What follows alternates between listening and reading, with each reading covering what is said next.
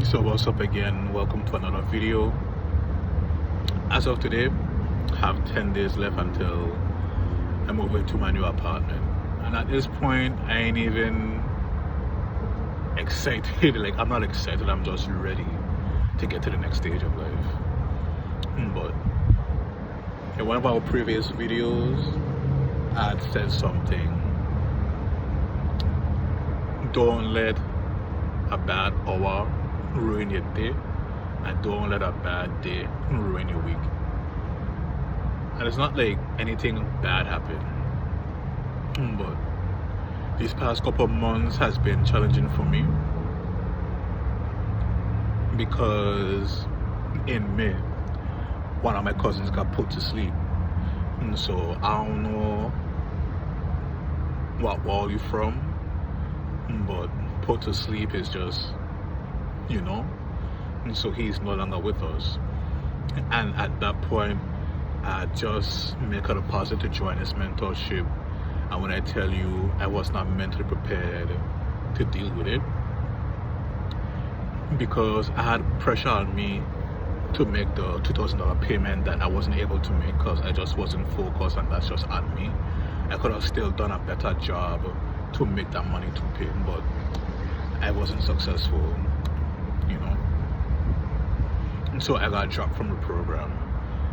And very interesting, we're gonna just put a pin in it right there because that's gonna tie into the later part of our video. And so this morning I had a dream about my dead grandmother. Now, my grandmother used to force me to go to church growing up. So the reason I'm so, I don't want to say spiritually advanced, but spiritually mature would be a better phrase to use. It's because I grew up in church, and even though I was a rebel, and in a sense I am still, but I understand now it's just that I'm a warrior, you check. I was put here to fight. And so of course you're gonna be somewhat of a rebel, if that makes sense. But growing up in church, they would tell us that, and that is no reason that dead people should be communicating with you. And so me, I'm a Christian, my grandmother is a Christian. This is the second time my grandmother ever come to me in a dream, and she's been dead for 8 years now. And the thing is, right, I just know I had a dream, and so I had the dream and I woke up. I didn't recognize who the person was because it's been 8 years. Like, I know she's dead.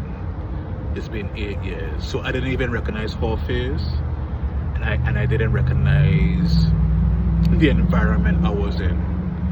No, I woke up, I slept in a little bit, I ain't gonna even lie to you, but I don't want to turn it down because I don't want to give the devil too much credit. Was he trying to disrupt my peace? Or was there something that I needed for some type of closure moving forward? I don't know.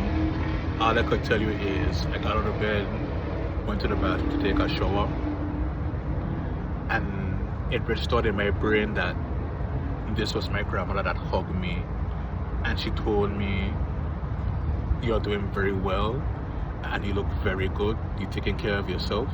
And she hugged me, and I was happy. And the environment was my childhood home, the house that I grew up in with my grandparents.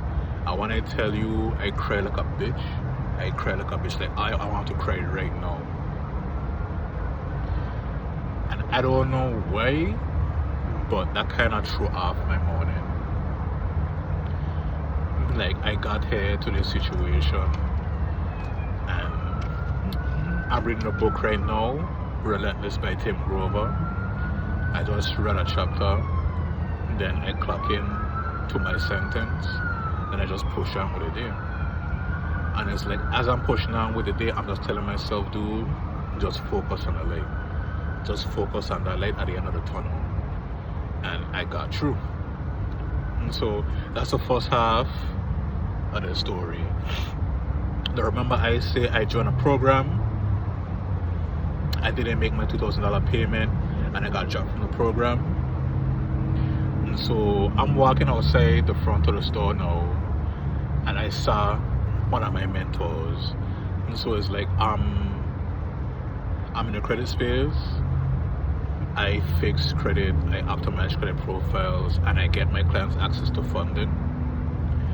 And so the mentor that's teaching me about the credit business, I literally saw him walking out the store. And at first, I saw his chain. So I recognize, of course, I recognize not just by his chain, but D2D, dominate the decade. I was in that mentorship until I got trapped because I couldn't make my payment. I'm not going to say his name. If you know what I'm talking about, you clearly know who I'm talking about. If you don't, you should get with the times. But I saw him. You should. At first, I was embarrassed. Like, I didn't want him to see me like this. But I'm like, you know what? Just like sleeping on a couch for 2 years, just like my car getting repossessed, just like trying to get my apartment because I don't know how to fix my credit. You know, meeting him and at, you know, what supposedly should be my lowest point in life. I don't consider this my lowest point in life. It's just a part of my story. And so, long story short, I introduced myself. My name is so on and so forth. I was in your 5-day challenge, and that's that. I told him I'm working his job to fix my credit so I can get to the next stage in life, and that was it. So I had to ask myself why was I embarrassed?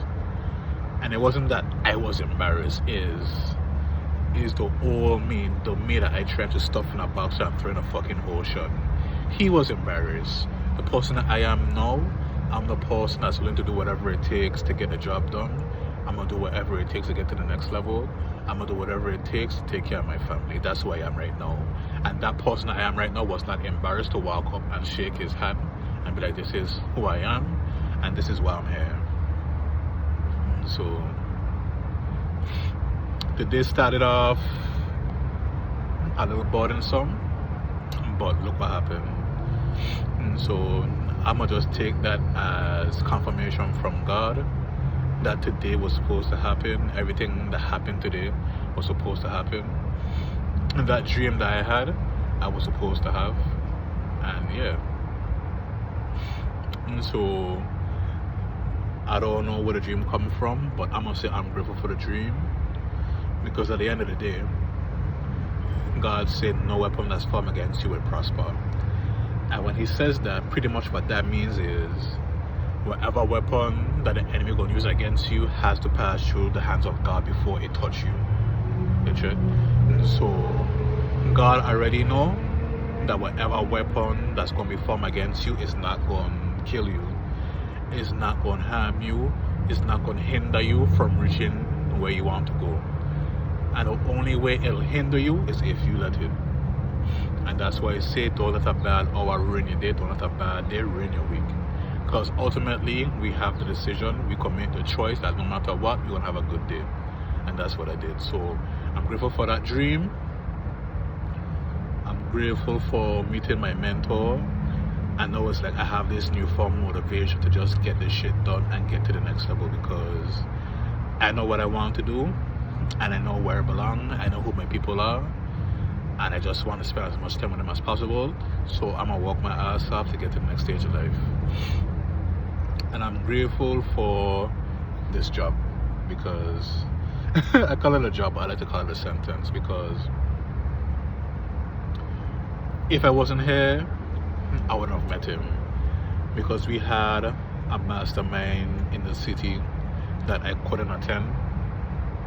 I would have met him there, but out of all the places, I met him at my job.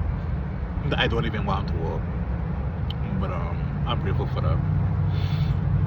And I'm grateful for myself. I'm gonna give myself some flowers, because at any day I could be like, you know what, I'm not going to record these videos because of whatever insecurities I have, because of my crooked teeth, because my hair might need a retwist, because I'm outside sitting down on the steps outside my job on my lunch break, you know. I could make any excuse in the world to not make these videos, but I'm making these videos, so I'm grateful for myself, for putting myself first and getting the job done. And I cannot wait to see where this level of dedication and consistency takes me. So with that being said, I want y'all to drop 3 things in the comment that y'all are grateful for, and I'll see y'all in the next one.